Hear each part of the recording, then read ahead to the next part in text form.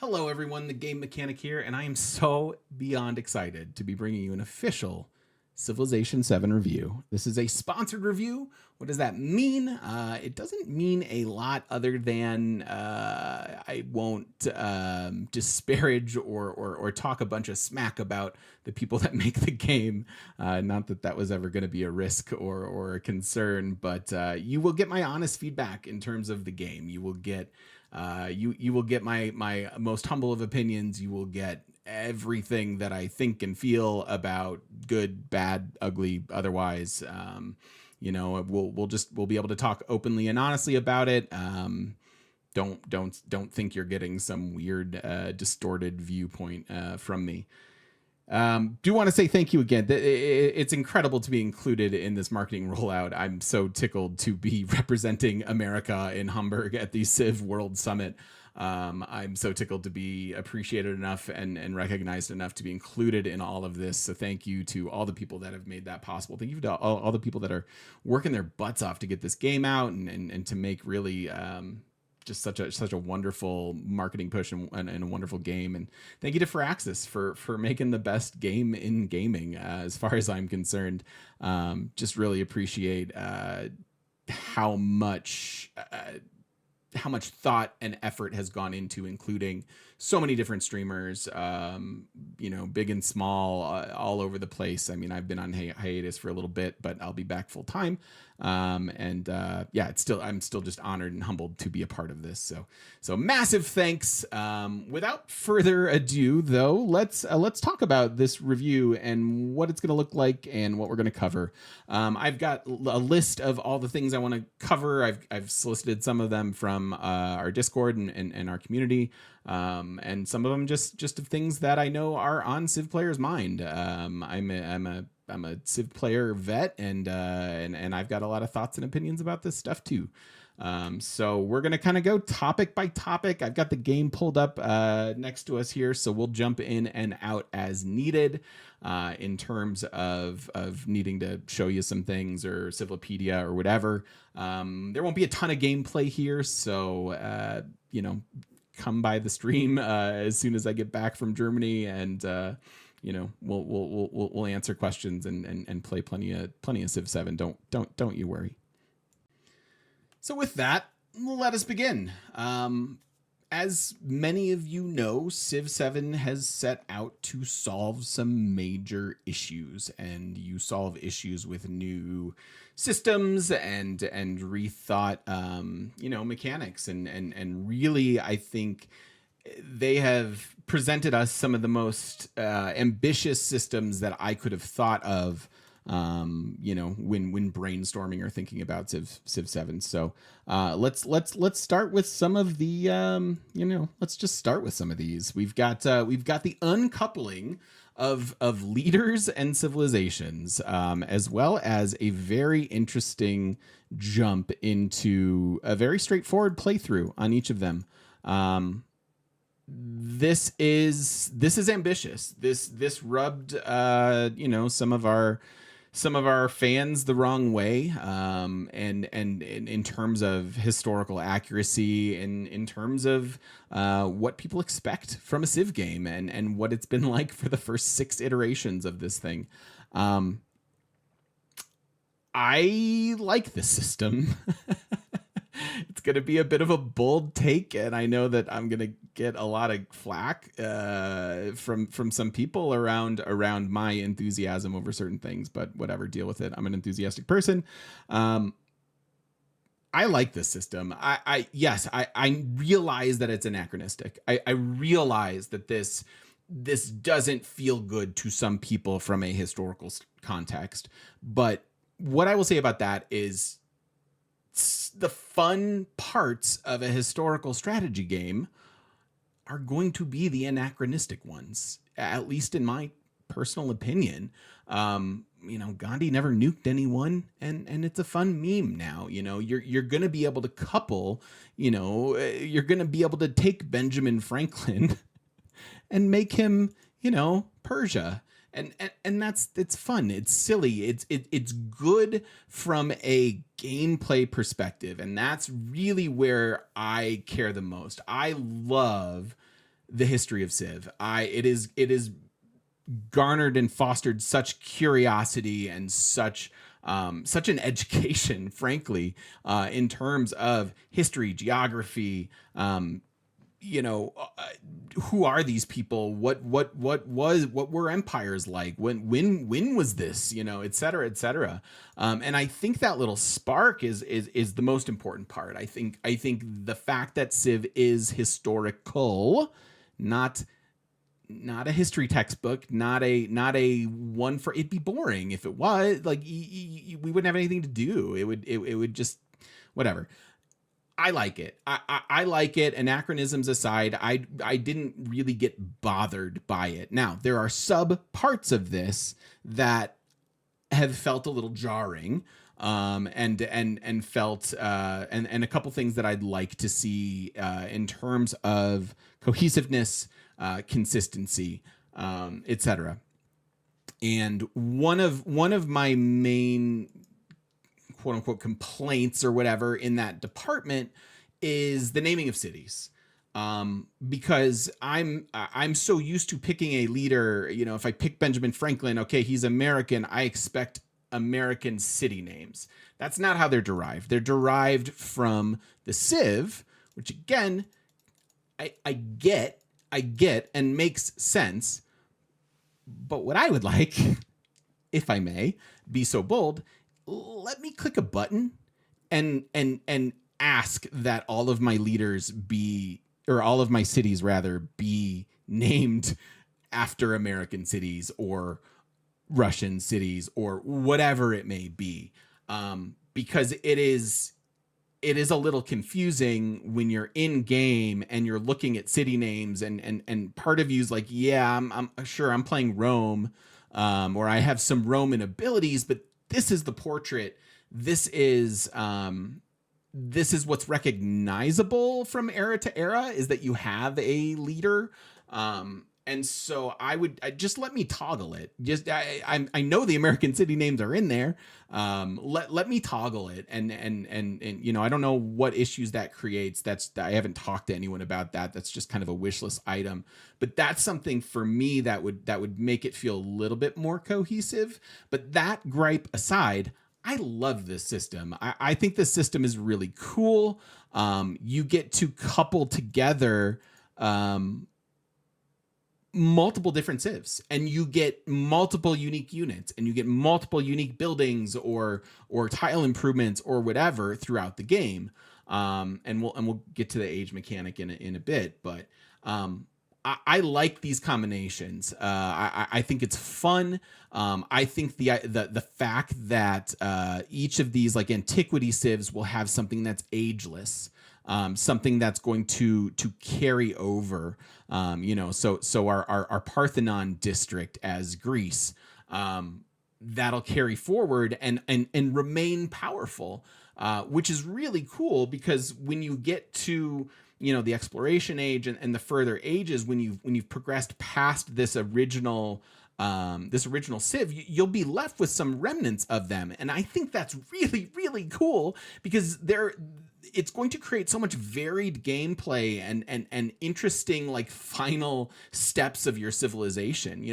Your cities 1 through 4 are going to have an Acropolis, or a Parthenon rather. No, it is. Wait, it is Acropolis. Whatever. Let's not get too into the weeds. You're going to have an Acropolis in like 4 of your cities, and that's going to change the way that you build them, the way that you rebuild them, the way that you think of wonder placement, all kinds of stuff. And then eventually you're going to get to the modern age, and you're going to have a couple little relics of previous eras. And to me, that's fun. To me, that is sort of historic, as it were. Like I understand that there's a meandering between cohesiveness between Greece and then whatever. But like, I think it's really fun to get to the modern age and have some like very powerful, ageless relics that you get to hold on to, and it makes them matter a lot, actually. Because of the uncoupling of it, like this maybe feels a little light compared to what we're used to, and then maybe even this feels a little light compared to what we're used to, although it really doesn't to me. But then you smoosh them together and you have a ton, right? You have a ton of abilities, a ton of efficacy, a ton of different combinations of things, tons to learn in terms of unlocking new civs as you go through. I understand that Wikipedia, or not Wikipedia, but the Civ Wiki and whatever else will guide you through things. But as someone who doesn't really like to do things that way and prefers to just kind of learn it my way, it's really exciting when you're in an era and you're like, oh, I just reconquered one of my cities. I unlocked Spain. Okay, now I know how to unlock Spain. And I like Spain for the exploration age a lot. I think they have some really, really cool abilities. And pair well with some of my play style. So I like it. I think the mix match idea is pretty phenomenal. And I think without the ageless, without being able to hold on to something, it would maybe bum me out. There's a moment when you get into that the first time you get into the age of exploration, you're like, where did all my good stuff I was building go? Everything reverts to this initial base level of yields, but then you still have your unique stuff, the ageless stuff, and I think that's a brilliant way to make what you do in the early game matter. So in terms of uncoupling leaders from civilizations, big fan. Anachronisms aside, again, I understand that some people are up in arms about it, but it's a game, people, and this makes gameplay fun. It really does. There are so many cool paths through the game, just combinations of things, and we will probably get to the era, or well, whatever era. We'll probably get to the point where we go, oh, I'm doing this strategy. Who I really need is this. But you're not always going to have that. You're not always going to have 3 silk, for example, or whatever it is that unlocks, certain civs in the future ages, which is another cool part about it. I think that I'm sorry, hold on. Okay, I'm back. So what I was saying is I think you'll get to the point where, you'll have an ideal combination of things, or I really like Spain for this, and this. But what's fun is that because of some of the things we'll get to later in the standardizing of tile yields and things like that, you can just play Civ. You don't have to be looking for very, very specific things to have the game you want. You can actually play to your surroundings and play to your location and play to the resources and empire possibilities that are there. You might think you're going to do X, Y, or Z and then wind up doing a different thing. And I like that. I think that's fun. And I think, again, the uncoupling of that is really neat. I like the evolution of civs. The crisis system we'll get to in a bit. But anyways, in terms of that, really like it. So then let's talk about eras. And eras, it was asked to me, does it feel like 3 mini games? Kinda.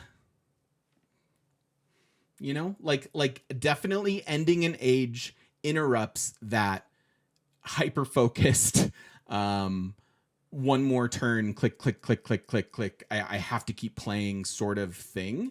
I will say that pretty much every time I've gotten to the end of an era, I've wanted a little more time in it. I've wanted to set up a little bit better for the next one. I don't know if I'll feel that on playthrough 100. I don't know that yet.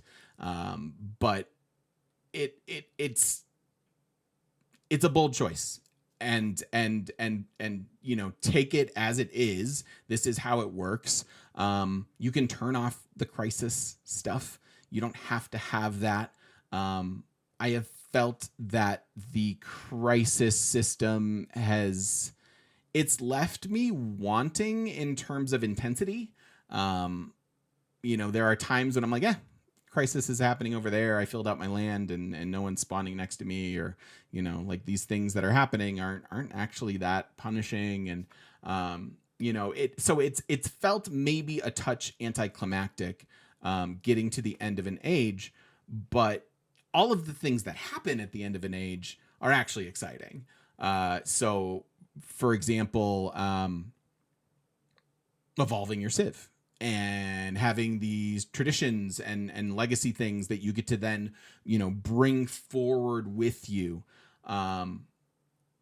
I think all of that is so fun. So even though the end of an era, I'm both like frantic about like, okay, I gotta do a couple more things to get it done. And then also like, yep, that kind of, okay, time to evolve.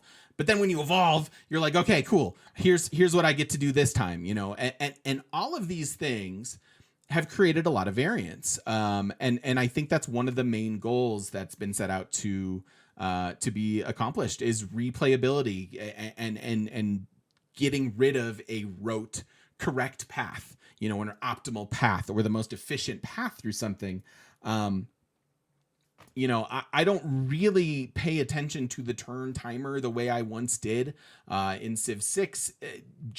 I do just because I want to know where I'm at in some ways, but I don't get bummed out when that resets back to 0 and I'm starting all over again.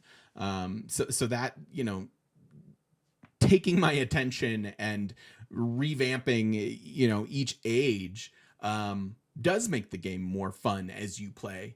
And I think that's one of the main things that was, that they wanted to solve is it's a common critique of this type of game and Civ in particular that the late game is stale and you've snowballed to the point where it doesn't matter, like we very often in a deity game of Civ 6, it's turn 100 and I know that I've won, and I don't feel that the same way, I'll let you know on hour 1000 instead of 100 or whatever. But I think that solves a pretty fundamental complaint about this genre, and maybe it doesn't solve it perfectly elegantly yet. But boy, is it innovative and interesting and fun.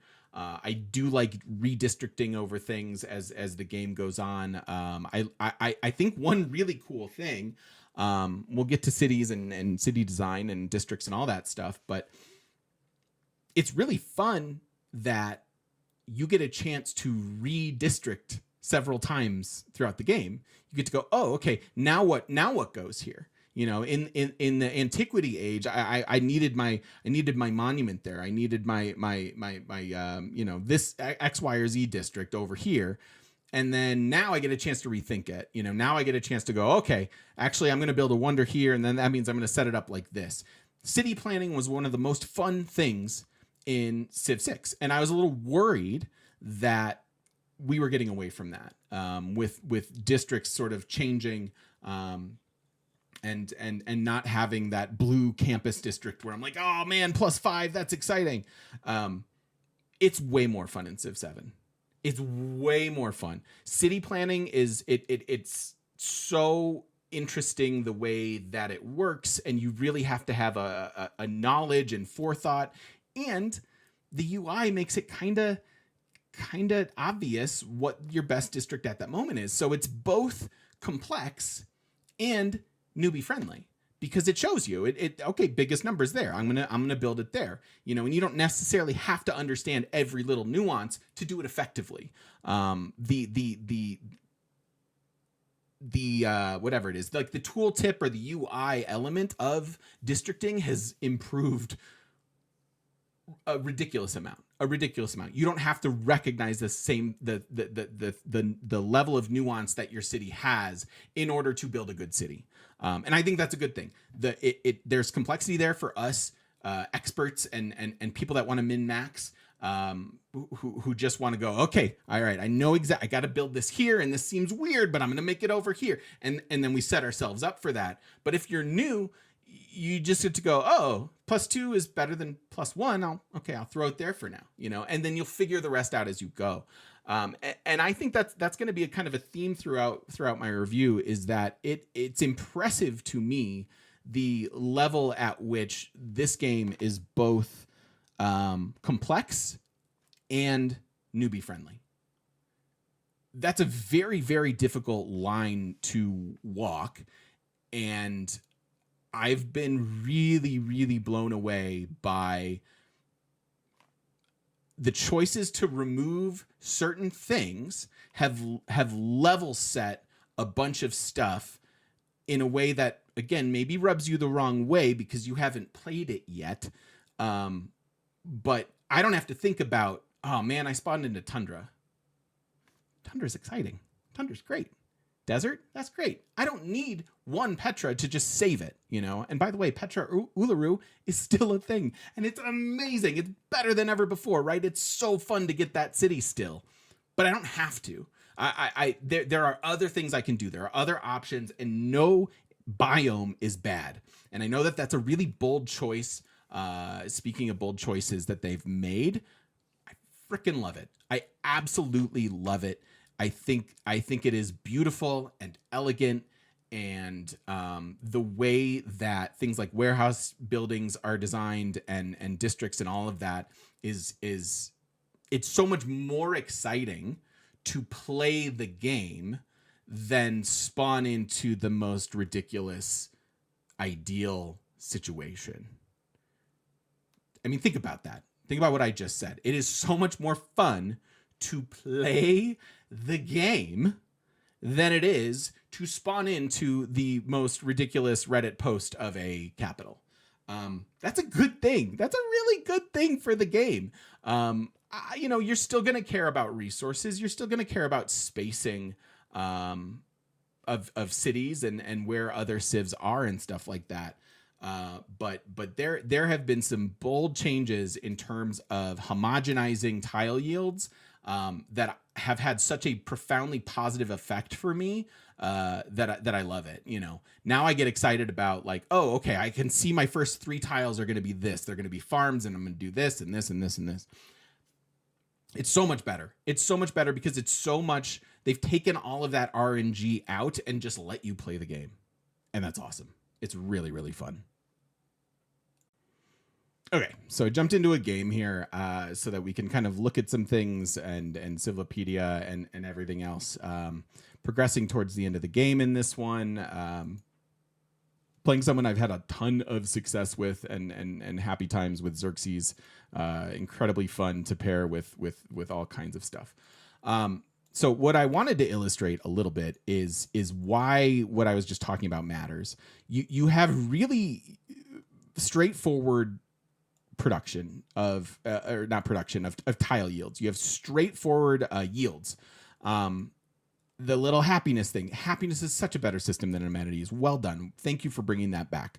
I'm so excited about that and the simplification of it. However, tiles still go burr, y'all. Like you can get like, I mean, your capital yield alone, and the way that the buildings and tile, like the fact that you can double dip on a tile, you can have both a farm and a tile improvement, is awesome. It's so fun. And then you also have districts that get created with 2 buildings in one of the same place. You try to pair things together. You try to make all that work. And like, even though you start with a very simple, like 1 or 2 or maybe 3, if you're lucky, kind of a yield, you get to the point where these tiles are so fulfilling and so fun and so exciting. It is fun to build your city and plan where they're going, and just get all of the things going.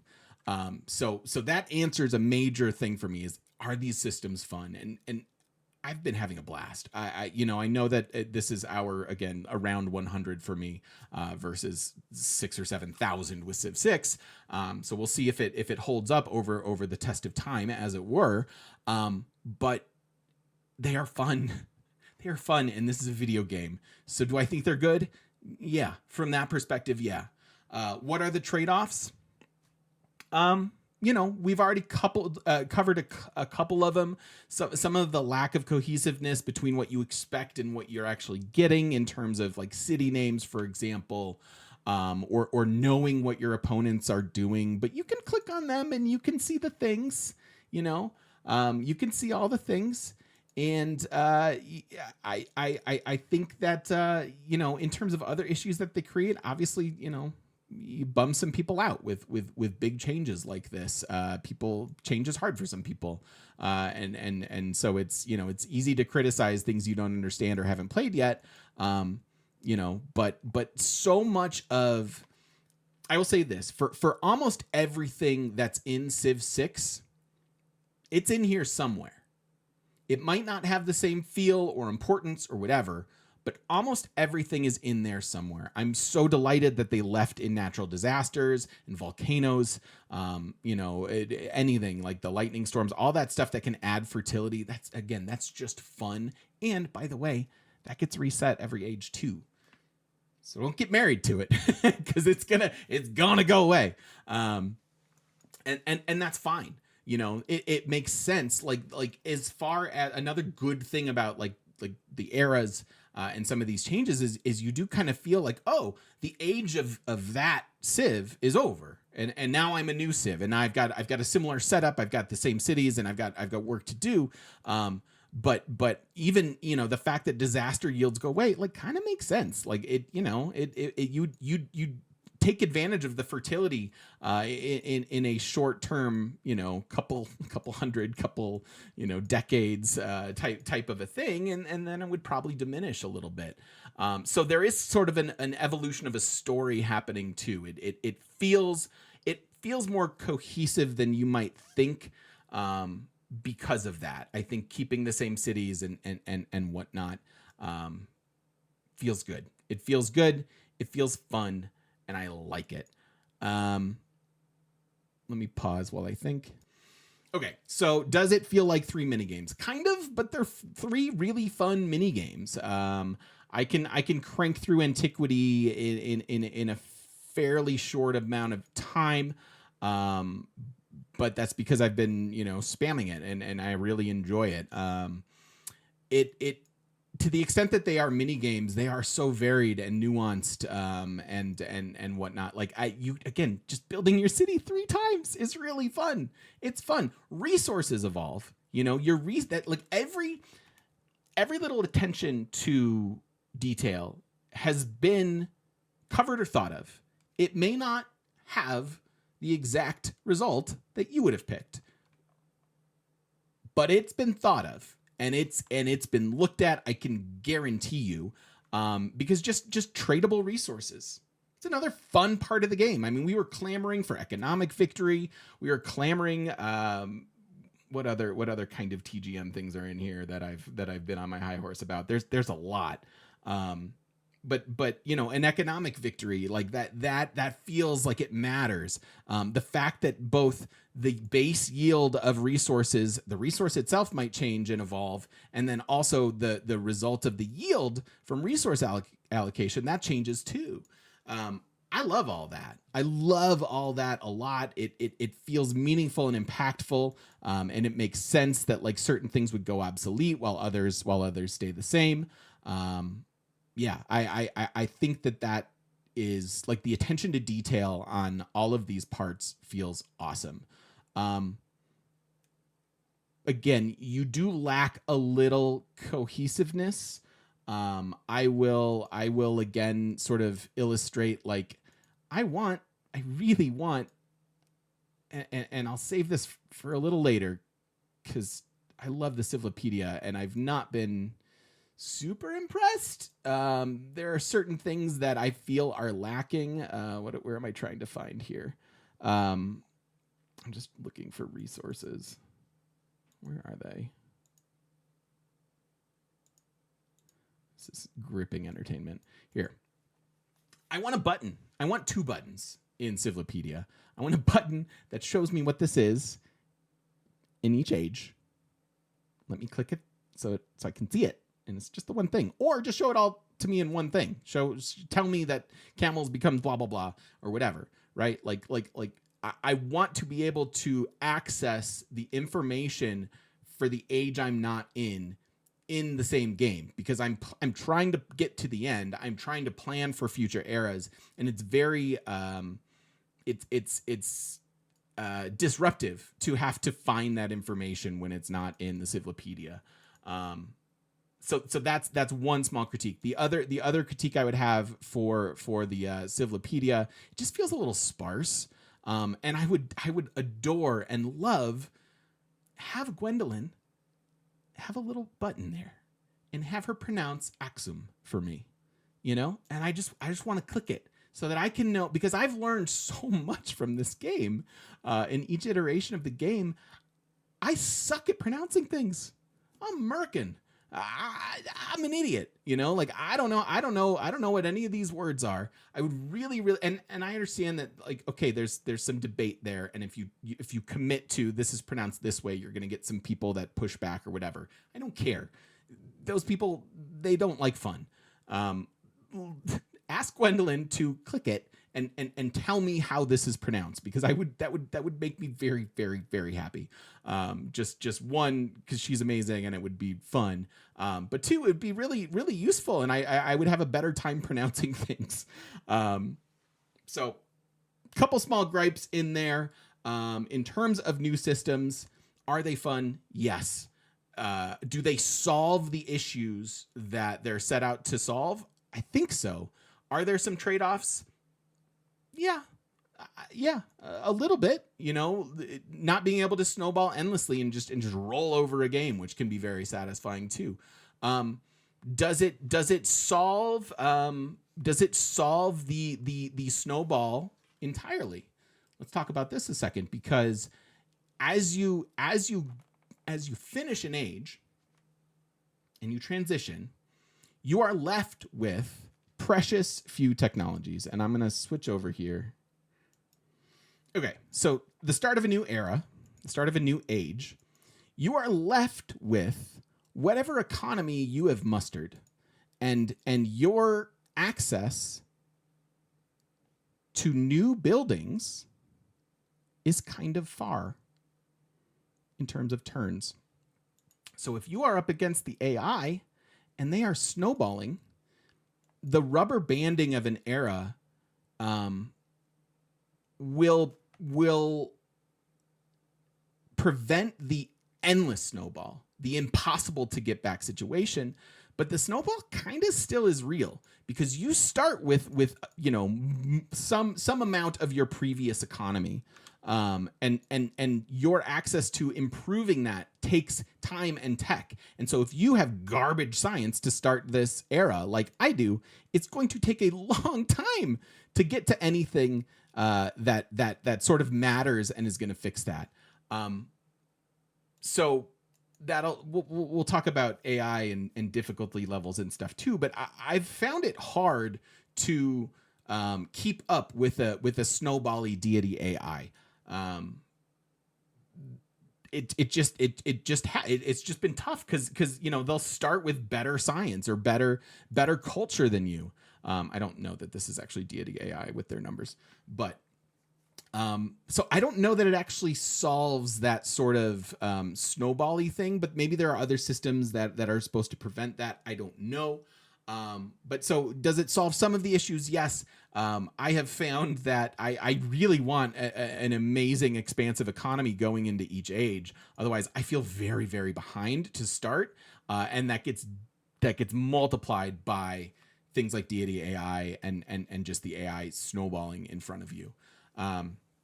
So bold new systems, ambitious problems they're trying to solve. And,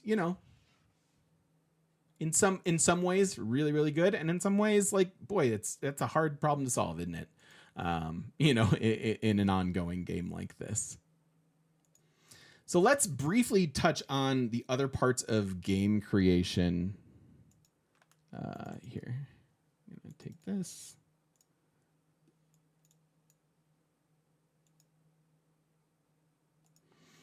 Okay, so game creation and map generation. Game creation, obviously, we'll get to Codices in a second. But a lot of the usual, and a lot of stuff that actually you might miss. I found several things in our advanced options over here that I missed. One, I would like an explanation of some of these types. No Pangea. That is very purposeful because of the Age of Exploration and what you are intended to do during that era. I'm okay with that. I think, Pangea has been an old favorite for a very long time. And it makes sense that you might balk at that not being there. I don't mind it. I think it makes a lot of sense. If you're starting in antiquity, just story wise, like you wouldn't have been able to explore the entire world. It just wouldn't have really been a thing. And so I don't mind that. I think map generation, I've obviously seen the posts about the square continents and whatever. I have not run into that to the effect of those sort of complaints. I've felt like map generation has actually been amazing. Like it has been really consistent, and it's been doing a great job at keeping people at opposite ends of the map. One of the worst feelings is just spawning next to someone and getting so encroached or whatever. Like that can be exciting because it promotes gameplay, etc. But most of the time, I want to start off on my own little wing and build up to whatever conflict and engagement we have. But there's no resource density again, because resources matter a lot more. What it has felt like to me is that you, as a civ, have have some land, and you like bring that into the game, and then that's how it gets generated, versus trying to find a spot for you on the map. I have no idea if that's actually how it works. Probably not. But it feels to me like if you play let's go with Maya, who wants vegetated terrain, you can pair that with Catherine, who also wants tundra, and it feels like Catherine brings with her some vegetated tundra. And then the rest of it gets resolved. And I love that. That's amazing. Let me have what my biome wants. I've run into just tons of like really deserty spawns with certain people and whatnot. I think map generation has been pretty impressive. Certain map types appeal to me more than others. I've had amazing success with Archipelago. Continents and Continents Plus are fine. I actually, for some reason, have found myself doing Continents more than Continents Plus. Again, I'd love a little description about what that is specifically.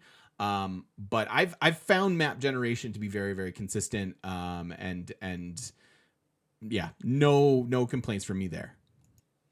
So with that, let's talk about mementos.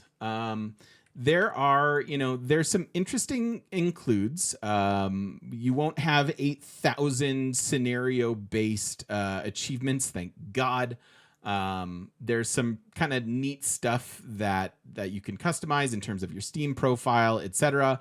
And you also unlock these things as you play called mementos. And these mementos are a tiny little bonus for whatever civ you want. And what these do are, pretty straightforward, right? You get a military attribute point, economic attribute point, diplomatic, etc., etc., etc. They're all fairly small, but another thing that Civ 7 does incredibly well is make your choices matter. It gives the player tons of choices. The changes in goody huts, for example, and choosing a narrative event and choosing between one of two things. That's cool. That's agency. That makes me feel like I get to affect things and I get to choose things, and then I get to try them over and over and go, oh, I went with food that time. What if I tried production this time on that goody hut? Again, I know they're not called goody huts, but you can take the TGM out of Civ 6, but you can't take the Civ 6 out of TGM. So I like these. I like this a lot. I think this is just a little bit more meaningful choice that you get to have to start your game. You get to change these at the end of an era, or I guess at the start of a new era. and that's cool too. That's more meaningful choices, more like, okay, like this one, 50 gold for every 100 tiles explored by my units. I've used that one to great success in Antiquity, and it's probably quite good in the exploration age as well, because that's what you do. But by the time I'm there, it's like, okay, do I need an expansionist point? Do I need a cultural point? Do I want a scientific point? And you get to really juggle and manage those choices in a way that suits you. So that sort of, that level of agency and choice, I love and have been very impressed with. None of these are game breaking. None of these absolutely let you snowball in a particular direction. They all feel fairly well balanced. And then you get to tailor them to what your Civ wants to do. You know, are you going to have a lot of trade routes? Do you want to do things? Do you want to have Royal Mace here for imported resources, or incense sensor? Oh my God, whatever. This one for culture on active trade routes, right? And that all depends on who you're rolling, who you're rolling with. Are you picking a trade focused leader? You know, are you going to be importing resources anyways? So I like that. I think there's absolutely nothing wrong with unlocking some things as the game goes on, and allowing a player to have something that carries over from a previous playthrough into their next playthrough. I think that's fun. I think that's incentive to play the game. I don't know how it's going to work in Hamburg. I don't know if I'm going to be allowed memento choices, and if so, which ones are unlocked. I have no idea. So there's multiplayer implications too, but I'm generally a single player person and play on Deity. So I really like those. I think it's fun. I think it just gives you some choice and agency. So I'm a big fan of this system. I think it's kind of brilliant. The simplicity and just that you just get one little notch, you know what I mean? Like, I'd love a third memento in an expansion, but like having two for now is just fine, right? Like, affecting your gameplay and allowing you to change not only civs and whatever, but mementos. Like, you're going to have so much nuance to every single playthrough. You're not going to be able to 100% this game and do an A to Z the way that we've been accustomed to. And that's a good thing. You know, somebody out there will do it. Probably won't be me, but all of that meaningful choice is fantastic. What else? I think that's probably it for game creation. I have not messed around. There's only 6 difficulties now instead of 7. Whatever. That doesn't bother me one bit. You can toggle off crises, right? So if you don't like it and that stresses you out, that's okay. You don't have to have them. Same with disaster intensity, but there is some lacking of, you know, the wooded terrain, the density of whatever. And again, I think that just kind of simplifies it, and that's fine. Because of the way that they solved those needs with homogenizing tiles and biomes, right? It's all good stuff, top to bottom. Okay, so other questions that I've gotten and topics that we're going to talk about. How is the AI? How is Deity? Et cetera, et cetera. I have seen the AI make much smarter choices than Civ 6. Independent civs, which are effectively the barbarians in the new ones, we don't call them that anymore. They're independent civs. They will pull back units smartly, you know, when they're outmatched and stuff. The AI will gang up on you if you're snowballing into an era. Or if you absolutely forward settle them and get a bunch of shared border tiles. So that stuff has I will say it's felt a lot better. Is it the same as playing another person? No.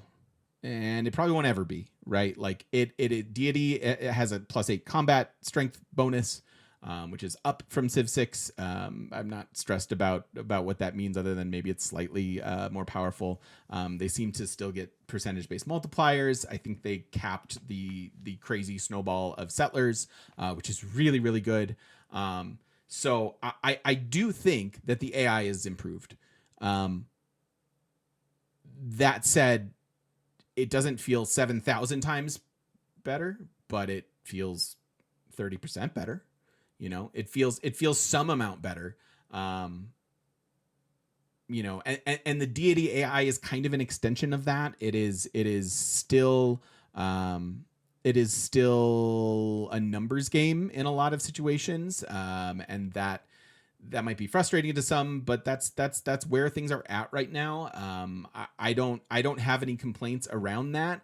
I have felt that deity has been a challenge, certainly more so than 6. Again, that's probably 100 hours versus many thousands. But I have not really had enough time with the game to have huge beefs about the way that the AI behaves and decisions that they make. In fact, I have seen certainly better combat decisions, certainly better diplomatic systems. As an aside, I love the diplomacy in this game. It matters. It really matters. And it feels meaningful because all right, let me add that to this. So diplomacy is fun. And it's not just a matter of cheesing the AI into giving you money for your Diplo favor and whatever else. Like the diplomacy mechanic is phenomenal because it matters. You have only so many ways you can get it. If you can get it on your Pantheon, cool. If not, you're going to have to fight for some wonders or play a Civ that gives you extra because there's not enough of it to do all the things you want to do. And I think that makes it a great resource. You want to be able to befriend all the city states and trade with your, and have diplomacy with the AIs and do all that. And they're just, it doesn't feel, at least to me at this point, that there's enough to do all that. And that's good. That means you have to make meaningful choices with what you do have. Are you going to befriend that city state? Are you going to accelerate your friendship of that city state? Or are you going to have a trade partner? Are you going to, jump in with somebody who's going to wanna, who's your neighbor and just, trade some resources? That gets tricky with the deity AI because if you're both getting +6 culture, but they're actually getting 8 culture instead of, not that I know that that's the number, but if they're getting more than you, you have a lot of figuring the game out to do. At least I do. And that level of trading with them can make it even harder to keep up, but it's still good for you. So it's like, again, all of these like meaningful decision making mechanics are good, are really, really good. I like diplomacy in this. It and I'll use it as a bridge to talk about the game performance feels amazing to me. Pulling up the leaders and having them trade or whatever, like there's a tiny interruption or whatever, but it can go fast and I can click through it if I need to. The game feels like it loads very quickly. I'm hoping that that's just not my beast of a computer and that other people on mid-level or slightly older computers will also feel that it's better or at least improved from Civ 6. But that level of a performance, it plays well with, hey, I need to click a lot of different leaders all of a sudden, and I need to jump in on this. Maybe I should demonstrate that a little. This is funny. You guys are going to see that I have kind of a thing for Xerxes. But here's one where I was having a real good game in terms of culture. Terrible science. I'm still working it out. It's fine. But the game is ending. I have gobbled up a natural wonder up here in the Great Barrier Reef. And I've effectively forward settled a little bit, but AI is mad at me and they all just declared war on me. They got together and they were like, this guy's out of control. And so decisions like things like that happening are really good. Like, obviously I want to win and I don't want this to happen. Now I will say that at the end of this era, all of these wars go away. That might be something that needs to be looked at. I don't know. But so much resets that I think it would be hard to perpetuate a war from era to era.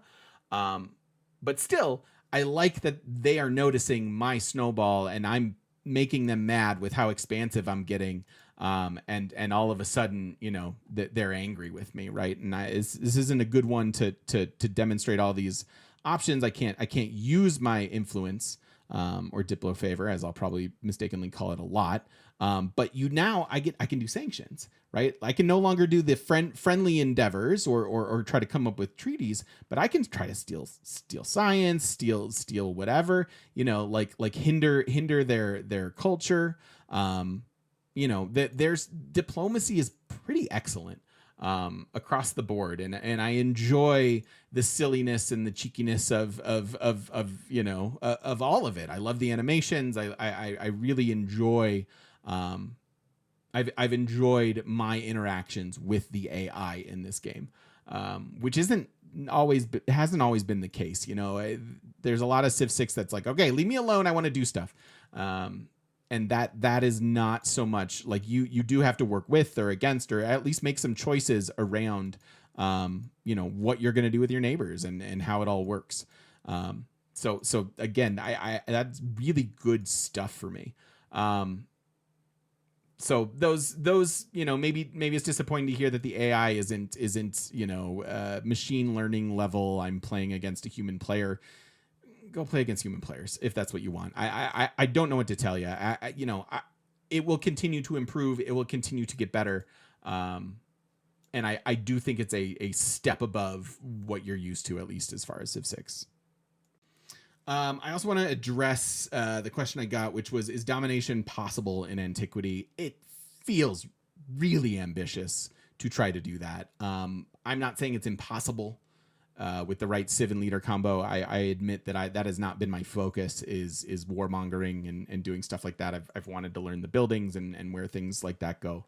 I'm sure it'll be done, but it won't end the game. So keep in mind that there's another whole half of this world that I don't know yet. So even if I take over all of this, it's probably going to affect how other people feel about me. And there's you at least have to get through exploration in order to potentially dominate the whole world. Also coastal civs and things like that. I love coastal cities in Civ 7. I think pantheons are incredibly well balanced. You get production from fishing boats. Fishing boats can kind of be everywhere. That's just the tiles that you'll put there. I think the inclusion of navigable rivers have added so much to the game in terms of flexibility and exciting usefulness and just, interesting maps and where things can and can't go. I'm sure this is an archipelago map with all these, with all these islands. And then on top of that, if I'm playing a coastal civ, I can be inland and still get some of the benefits of having, fishing boats or coastal like stuff. So I've been really, really impressed with not only just coastal stuff in general, but the buildings and things that are useful on coast. I kind of want a capital that's close to the coast. And again, if you think about it and the way that the game is structured and going into the exploration age, that makes sense. But I kind of want my cap to be, coastal adjacent at the very least. And you'll want to go into exploration with at least several coastal cities so that you can explore and go do your thing. Again, this is archipelago, so you can see that there's lots of little one-offs to settle. And they all feel fine. They all feel good. Depending on, obviously you can't settle a mountain, and maybe I don't need horses, but like in general, hey, I don't mind this. I don't mind settling up here. Tundra is great. I like this extra culture. We've got some resources, et cetera, et cetera. And that is to also allow space for people to come and settle you in exploration, right? I have seen a couple wonky AI deals in terms of giving me cities and peace deals and stuff, where all of a sudden I'll have, that city and I'm like, well, I don't know what to do with that. And I'm so used to loyalty that it's kind of weird. But domination, not totally possible regardless in Antiquity, and even just taking over your neighbors would be ambitious. Coastal civs are great. Can you OCC? And what do I think about towns? You can't, I don't think you'll be able to OCC without towns. So it depends how you're drawing the line in the sand for that. I do think playing tall is viable. I do think, having 4 massive cities is maybe enough, maybe not. It'd be hard to get through exploration with just 4 cities, but because you can set things to towns, there's a lot less micromanagement, and you can kind of like start making a city good when it's ready to be good, and then flip it to a city when you're ready to like actually manage it, or use its production queue. So again, I'm sure someone will do it. I'm sure OCC will be a thing at some point, and some crazy streamer will do it. Probably Bose, maybe Potato. We'll see. But I think, especially without towns, I don't think that's a real thing. So yeah, I think that answers those questions. Okay, so we've talked about new systems. We've talked about the age mechanic. We've talked about uncoupling leaders and civs. We've talked about changes in terms of tiles and districting, and all of those things. I think I've covered a lot, and probably what a lot of people want to know is, do I think it's worth the price? And what do I think about the DLC kind of coming out right away? And what would I rate it? Of course it's worth the price. Don't be ridiculous. Do the math of how many hours you have in a previous Civ divided by the $70 price. Extra $10, it's fine. I get it. Times be tough, and $70 is $70. But for the amount of game you get and the level of replayability, it's a no-brainer. If this appeals to you, if you enjoy previous Civs, or you enjoy this style game, or it just looks appealing and you go, what's up with that? Absolutely. It is so worth it. And I don't mind, just as a personal philosophy point of view, I don't mind the price. I want them to continue on as a successful company. I don't think it's greed when you employ historians to help write your game. There are costs associated with this game that you don't think about, and that other games don't have. So it's a slam dunk for me. Obviously, I'm a content creator, but even for you, I don't know. Is it worth it to you? I don't know. Did you put 15 hours into Civ 6 and then put it down? Okay, maybe you want to wait for a sale. But did you put in 200 hours? And what do you expect out of your $60 game? Because most of the time, if I get an RPG and I spend $60 on it and I get 50 hours out of it, I'm pretty thrilled, And if I get somewhere around 100, that's absolutely worth it. Civ is infinitely replayable. It's so fun, and it's so easy to just get lost in it and have the time of your life over and over and over. Maybe not the time of your life, but a fun time gaming, to be sure. So do I balk at that price? No, I don't. If you've noticed, the world's getting expensive, and I value video games, and I don't mind. I don't mind paying for them. I really don't. So to me, obviously, but if you honestly got 1,000 hours out of Civ 6 and you don't think it's worth the price, you've got some reflection to do. I'm sorry, but you do. That you're bad math. You're doing bad math. If that's the case, the amount of entertainment and joy that you will get out of it, it's absolutely worth the price. I'm going to go out of order and say, what do I think of the DLC happening right away? I can understand how people feel, I don't know, gouged is an extreme word. But okay. So if you're 2K/Firaxis, and every single iteration of Civ 6 has been met with the review of, well, it got better once the expansions came out. Wouldn't you try to push new content? And with the way people are voracious, wouldn't you want to release something fairly soon? If you peak with this relevancy of release, and then 3 months later have a nice reminder to stay engaged and involved and bring a bunch of new people along, aren't you going to do that? I would. It makes sense to me, and all it is more content. Again, I understand that it's maybe a little atypical, but other than it being a little atypical, I don't know. Sounds cool to me. I can't wait for new stuff to come out already, right? Like I haven't even, dipped my toe into the scale of what this game has to offer, and I can't wait for new stuff. What's my rating? I don't know. I don't rate things. There are a couple spots where there's some needs improvements from me. And it's small little quality of life stuff that I've often said in this ballpark that'll get fixed with mods. I wouldn't worry about it, etc. Um, you know, I would give it a 9 out of 10, probably.